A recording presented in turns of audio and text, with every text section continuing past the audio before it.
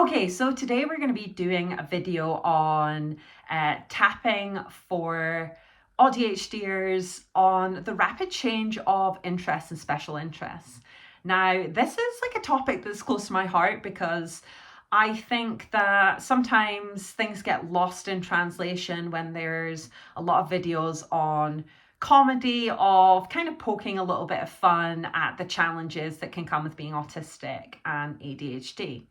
And while I don't think it's a bad thing to kind of like have fun with it, at the same time, sometimes it's poking fun at something where, you kind of did that so you were going along with it to kind of take the sting out of the challenge. And sometimes I think it's a really powerful thing to be able to go in and go, okay, well, how can I associate differently to this challenge, or how can I explore a little bit more about how I really feel about it? So that's kind of what I wanted to do today. And I like this one particularly myself as somebody that does like really go ham when it comes to having interests. In the last like 2 to 4 years, I've taken a lot of the activities that I wanted to learn when I was like a child or a teenager and didn't get round to as an adult, and have done them in the last few years. So things like learning to swim properly, learning to surf, learning to skateboard, learning to DJ. These are all things that I wanted to do. And I think sometimes when you're kind of guided to be really serious and directed in life, people can maybe poke fun a little bit if you go in and pick up a hobby and maybe change out of it a month later or a week later, or buying the stuff and then not using it. There's so much around that where there's kind of like pockets of shame, and I like to look at it completely differently. For me, having these interests or these novelties has been really important for me to develop my creative process within my business or within the things that are, kind of mainstays in life, being able to have fun elsewhere or pick up a skill. So like, again, with like the surfing or with embroidery or with DJing, with all of them, I had maybe like anywhere between a month and a year where I learned the fundamentals of these things and got myself a baseline of competency with these skills. And then maybe I left them.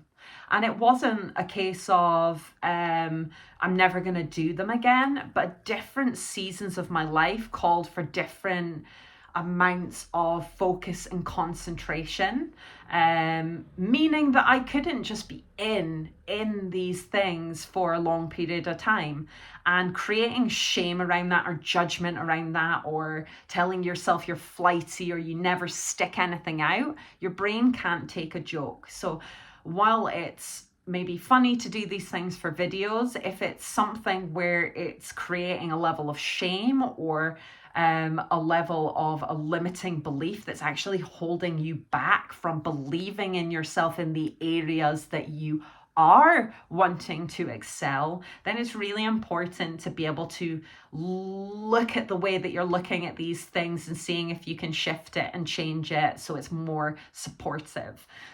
So I'm not 100% sure how I'm going to go through this tapping points, but I know it's probably going to come through really organically when I do it because it is such a passion point for me. It has been important in my own journey. It's been important in the journeys of working with clients. So it's a really powerful one. So grab some water, make sure you're properly hydrated. We're going to be moving some big stuff through here. Remember that if you're doing something like tapping, you can move some big emotions here. So if you are taking part, it's important that you are taking responsibility for your own well-being in taking part. And if you're unsure, check in with your health professional to okay whether it is a system that you can use. Okay, so we'll get started. Grab a drink of water before we go. Yummy, yummy, yummy. Oh, the sun's moved, so now I'll try and move the curtains a bit. I keep on getting patterns on my face from the nets, the netted curtains. Anyway, I'll maybe just move over a smidge. So graceful. Okay, so we're going to start by tapping on the side of the head. No, I've lost my thread. I've lost my thinking thread. Never mind, we're going to go with it. Nice deep breath. Let go.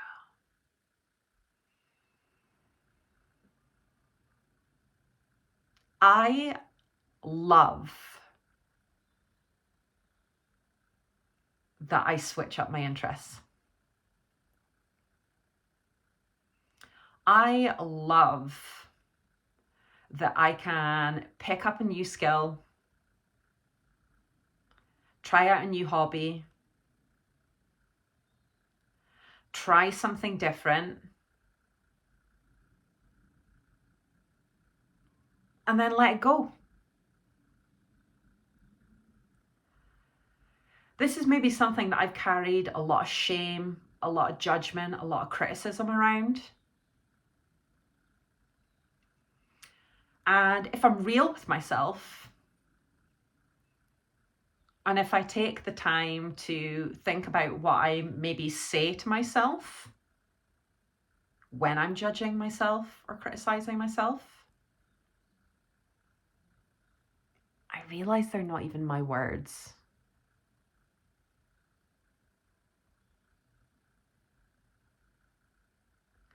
I personally love that I'm multi-passionate,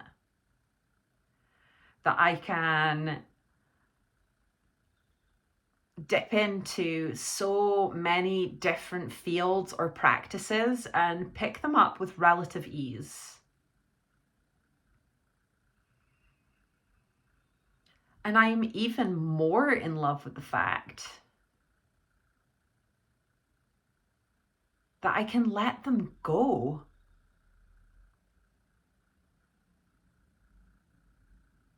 Because even though I've carried some judgment, some shame, some criticism, or developed a limiting belief that tells me that I never follow through on anything,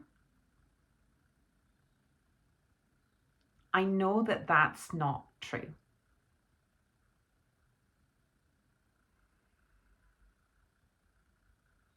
And just because I've carried this belief for so long, and it's maybe made me feel some kind of way about myself, doubted my abilities, doubted my ability to start what I finish, or stick to something. I am open to recognizing and celebrating that not everything is meant to be forever. That I am courageous and living my life by being open to exploring new interests and possibilities without overthinking it first.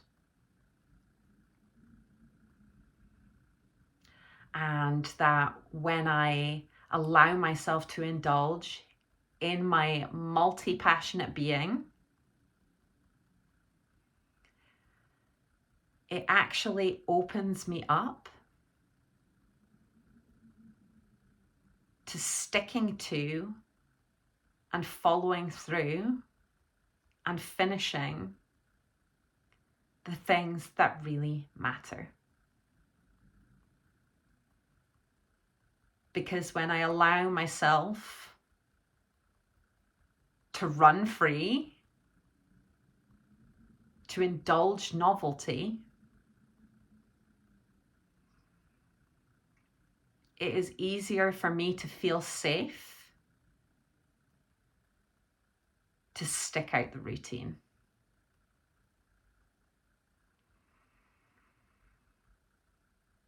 So even though I've maybe been judging, criticizing, and shaming myself for being multi-passionate,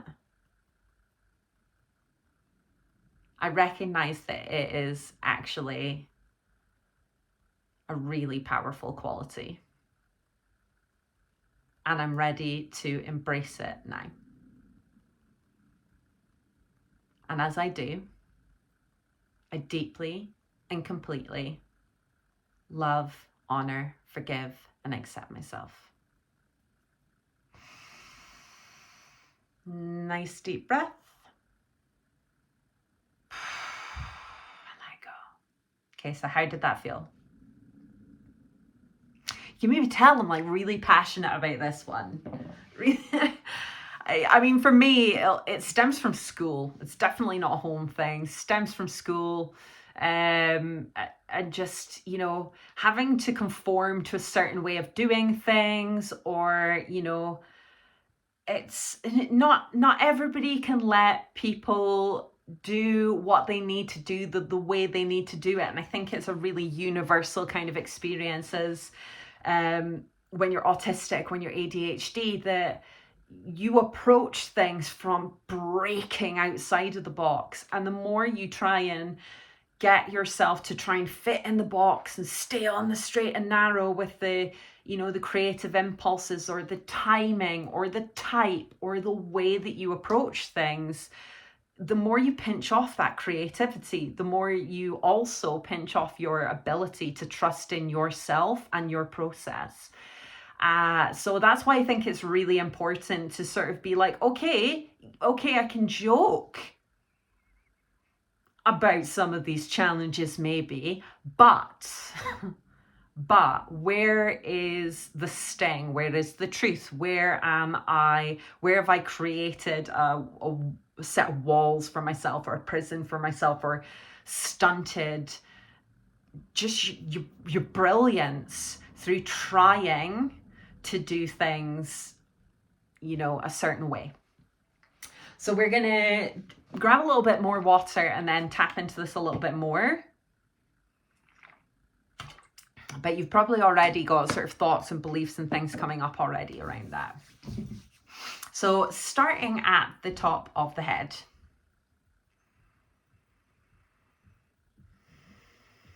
A nice deep breathing.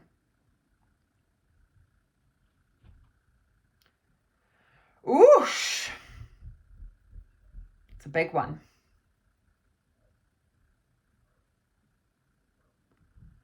Oof.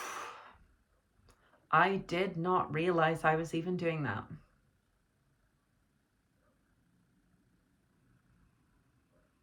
I didn't realize all the ways that I was poking fun at something about myself that is actually fundamentally fabulous.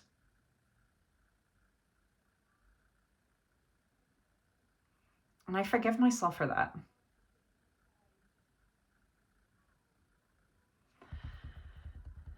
Because it's easy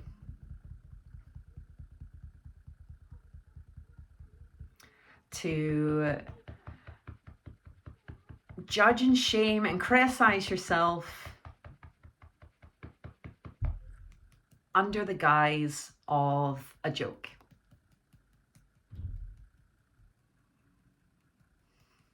Maybe it wasn't safe to feel sensitive about this. Maybe this aspect of you wasn't celebrated.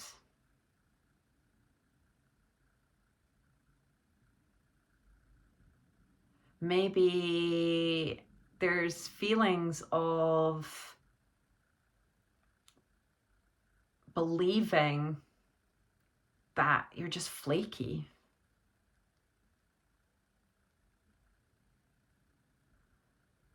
But if you look a little deeper,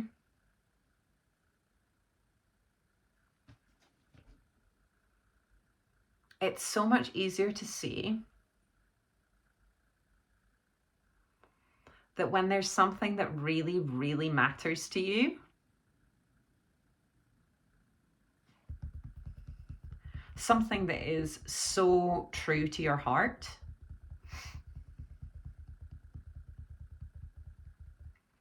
you follow through.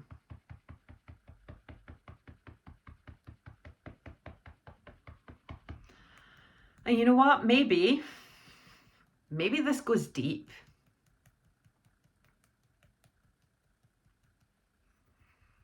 Maybe you're finding it difficult to think of ways that you do follow through, because that belief in flakiness has embedded deep without you even realizing it.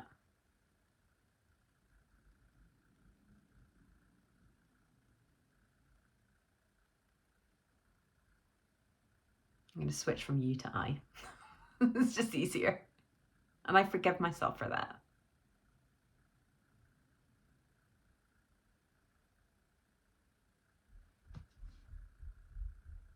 To self-forget, to self-abandon, that can be so subtle that you don't even recognize that it's happening.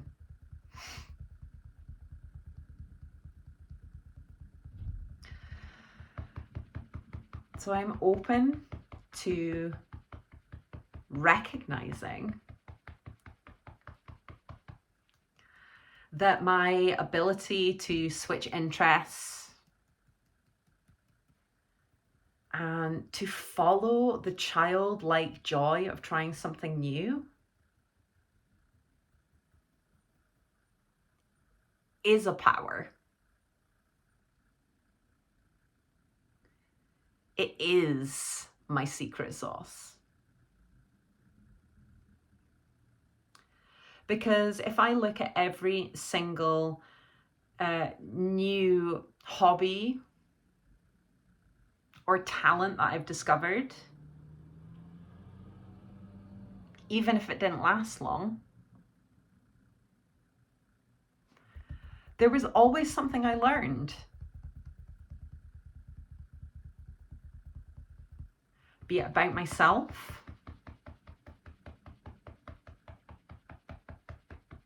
be it about the skill itself, or even just recognizing whether it was for me or not. How powerful is it to be able to see something that you want to do and go and do it without overthinking it? Just give it a go. Tick it off. Because if you think about it, how many people romanticize about the idea of following an idea or a hobby or a skill and talk about it for years, but never do it? So many. And quite often it is the people that are judging, criticizing, shaming, or joking about the fact that your hobbies change that are the ones that don't try the things that they want to. And that's not to judge, shame, or criticize them. We all have our own reasons, our own fears, our own beliefs that guide our actions. But we also have the opportunity to explore them and choose something new.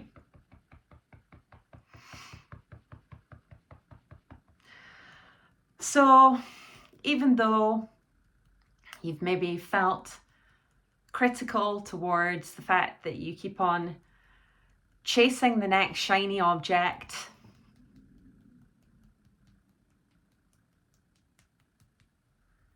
Maybe you can be open to recognizing that you're just getting it out of your system.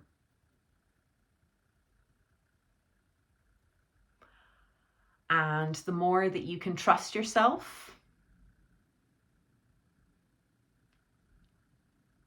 and the more you can vouch for yourself and be open to understanding how you work, the more you will stick to the things that really, really matter.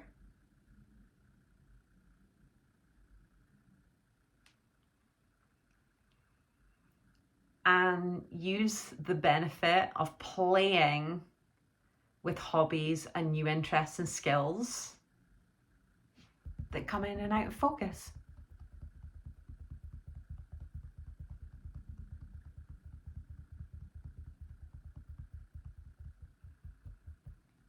Because you can finish things. And the things that are meant to stay, do.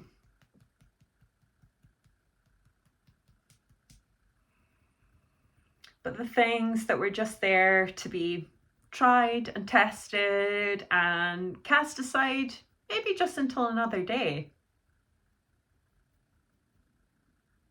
is a weight off. It's removed from the what if pile.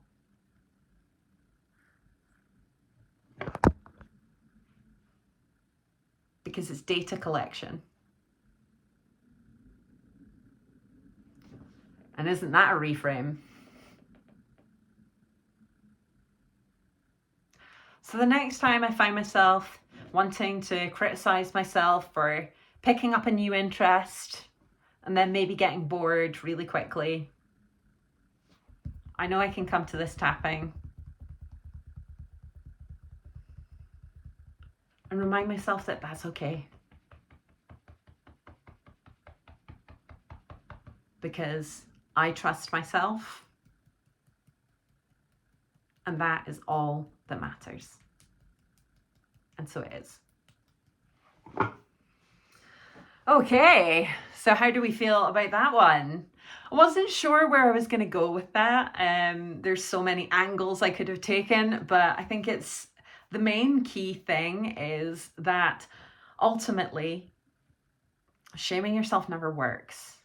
And the more that you can build trust in yourself and your abilities, no matter what direction you take, the easier it is to feel safe in yourself and safe in your body to follow through on the things that do matter. And even then, you know, that might change over time. There's this idea that we should just be on this one path and follow through all the way to the end, sticking to the same thing. But, you know, that's not everybody's path. And if it's not your path, criticizing, judging, and shaming yourself onto a set path is probably not going to work. So I hope you enjoyed that. I'll need to dig it, I'll find it. But I have done videos on this before where, you know, just there's so much power to be had in embracing being multi-passionate and exploring and ticking off things that you're like, oh, I really wanted to do that. Because sometimes you'll probably find there's something that's been on your vision board, like, oh, I'm going to be this person, I'm going to be this person that surfs, or, you know, I'm going to be this person that, you know, DJs or whatever, and never doing it. It's always there taking up rent space in your head when you could just give it a go.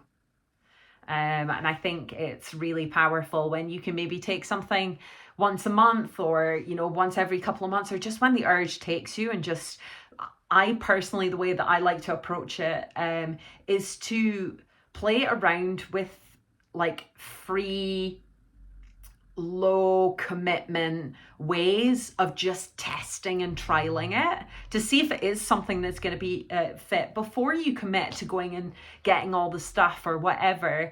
And and it's just, you know, it's a way of doing it and still working with that impulse without it creating shame or judgment towards yourself. But just by bringing up the awareness around it opens you up to a completely different relationship around it. So I hope you've enjoyed this video. If you do, hit the like and let me know what you're thinking in the comments. And of course, if you subscribe and hit the bell, you will get a notification whenever I post a new tapping video. So I hope you have a great day.